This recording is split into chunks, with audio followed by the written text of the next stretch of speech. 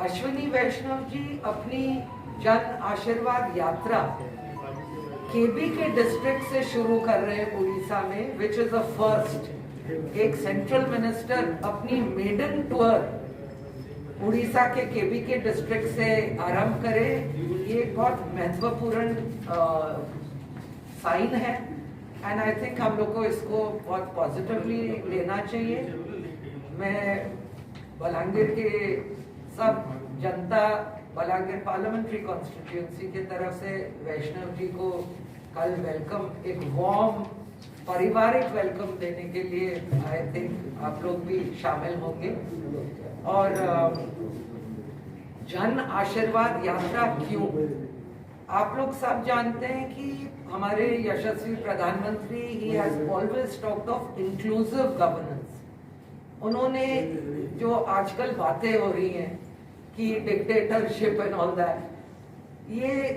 The very purpose of the Jan Ashirwad यात्रा उसको defeat करता है। ये आई थिंक पहले टाइम भारत में ऐसा हो रहा है कि एक प्रधानमंत्री अपने प्रतिनिधियों को अब जनता के पास भेज रहे हैं, क्योंकि सारी जनता पार्लियामेंट नहीं आ सकती कि दिल्ली नहीं आ सकती अपनी मांगे मंत्रियों को बताने। आजकल बहुत डेवलपमेंट हुआ है with media, electronic and print as well as social media, but फिर भी हर किसी के लिए संभव नहीं है। और मंत्रियों को अपने राज्य के जिलों में जाके जन संपर्क करना, ये it is a novelty. And मैं प्रधानमंत्री के डेडिकेशन और उनके फॉरसाइट, उनके विजन को बिल्कुल सपोर्ट करती हूँ and I am full of admiration for that. क्योंकि मैं सोचती हूँ कि जब अश्विनी वैष्णव जी यहाँ आएंगे, हम लोग प्रतिनिधि हिसाब से अपने कॉन्स्टिट्यूंसी की बात सरकार के आगे रखते हैं, मंत्रियों के आगे रखते हैं, पर यहाँ आके फर्स्ट हैंड लोगों से सुनना, it will be a new phenomena and I think it is a very healthy practice और ये आगे भी होना चाहिए। जहाँ तक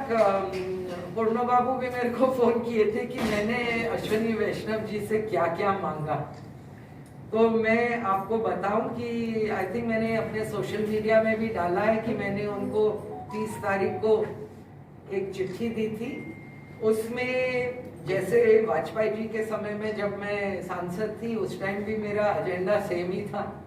और अभी भी 10 साल बाद भी मेरा एजेंडा सेम है, क्योंकि बीच में तो परिवर्तन हुआ नहीं। एक तो मैंने सबसे पहले naturally Khurda Balangir rail line तो अब हिस्टोरिक हो गई और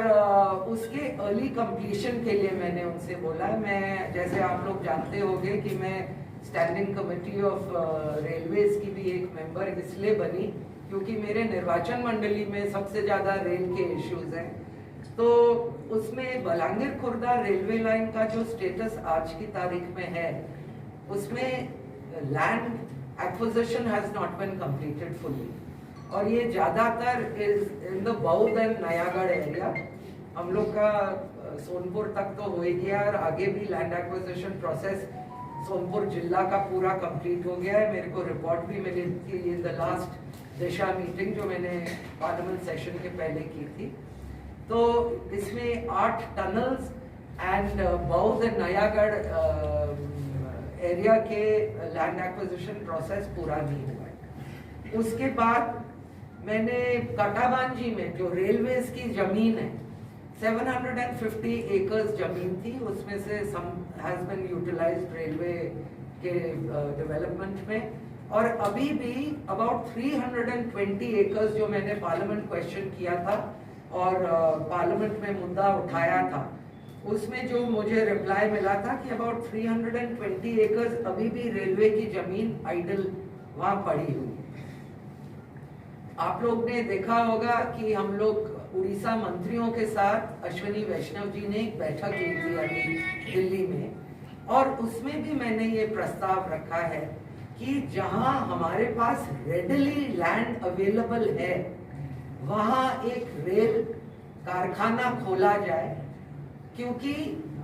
हाईएस्ट माइग्रेशन बलांगीर से होता है, above a lakh of people from Balangir parliament. तो उसको लेके मैंने उनसे रिक्वेस्ट किया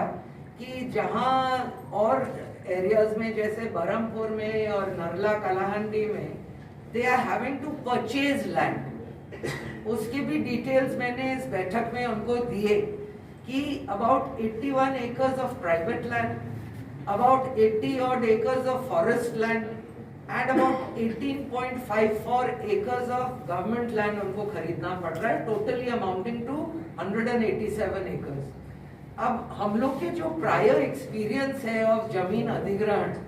weather it be Balangir bypass, whether it be lower Sukhdev, whether it be Khurda Balangir, we know कि इसमें एक दो पीढ़ियां तो निकल ही जाती है। तो मैंने उनको सजेस्ट किया कि ठीक है, सब जगह डेवलपमेंट होना चाहिए, और खास करके जहाँ पश्चिम उड़ीसा की बात है, कलाहंडी हमारे पड़ोसी हैं और हम चाहते हैं कि सब जगह डेवलपमेंट हो, लेकिन बलांगीर में जहाँ रेडिली लैंड है 320 एकड़, हमें वहां तुरंत कुछ ना कुछ एक्टिविटी भारत सरकार के थ्रू